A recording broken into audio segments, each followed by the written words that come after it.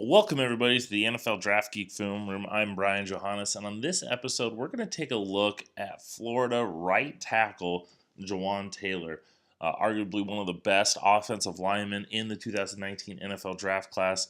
What we're going to do here is we're going to take a look at Taylor through several clips of this game and kind of highlight the type of prospect he is, kind of looking at where he can go in the 2019 NFL Draft class. So let's not waste any time. Let's get started. Taylor kind of really shot up the draft boards once the season was over. There wasn't a whole lot of hype surrounding him, but he goes on, has a good senior year, goes to the combine,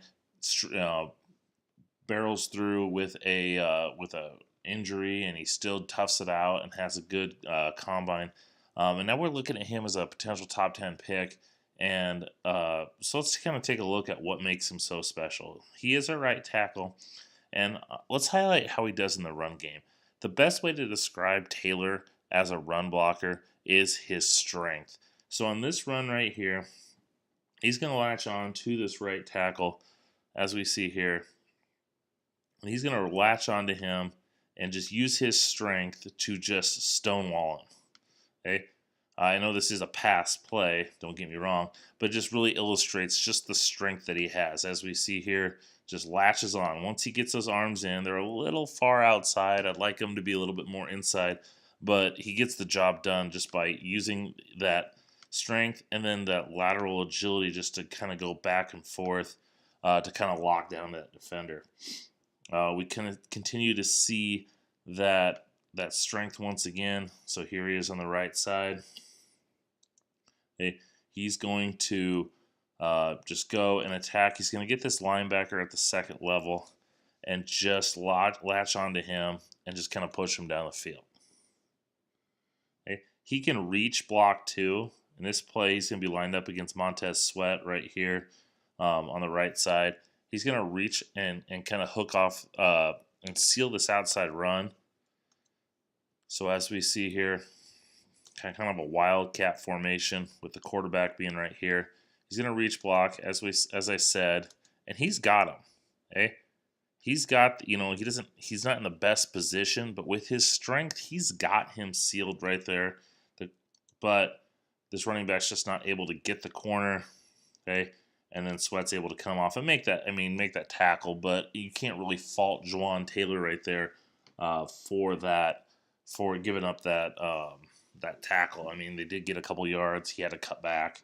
That's not Jawaan Taylor's fault. Now, like I said, his strength is probably his best skill set when it comes to the run game. Just that ability to latch on and move defenders. He's a better athlete than I think he gets credit for. We're going to see kind of a screen pass right here. Look how easily he is able to get out into that spot, take on that defender, and spring that receiver for a nice little run. So you see right there, once again, he's able to get out. Not much effort. He's not clunky in his movement. Just be able to go out and get that block. But let's look at him as a pass. How, because the NFL is a passing league. We have to see these guys take drops and go against some of these speed rushers. And him playing along the right-hand side, he's going to see guys like Von Miller and Khalil Mack. Justin Houston was always a guy that came off that right side. These top pass rushers are going. So how is he as a pass rusher? Well, in this play, okay, look how smooth this drop is. Okay, he's able to just drop back under control and cut off this defender. Okay, nice smooth, lock him up, control him there. You do kind of see him giving up the redirect. We'll kind of get back to that in just a little bit. But he's able to, get some depth there. We see this, like I said, we see this later on in the game too. Smooth, getting back. But then he can kind of let that momentum go. Guy comes off. Didn't really affect the play too much. The quarterback was already stepping up in the pocket. I think that's something that he can kind of get cleaned up. One other area that kind of concerns me, and I'm kind of being a little nitpicky here. Okay, here he is against Montez Sweat. Hey, Sweat's one of the top pass rushers in the draft. Hey, has him here and initiates with him, but he's kind of giving up the edge just a little bit. You'd like to see that power come out and push him past the pocket. He kind of does, but their quarterback had to step up. Hey, you would have liked to see maybe a better job. Once again, I think that's technique-wise. I think that's coachable, something that he's going to be able to do. One thing that really stood out to me and about this is how he is, and the reason why I say that he's able to kind of correct this stuff is how he showed change during the game. So here he is against Montez Sweat.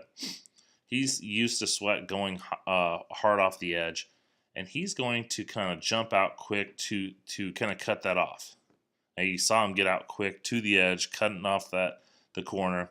And Sweat's able to push the edge, but then put that foot down and get inside. And he catches Jawaan Taylor kind of reaching.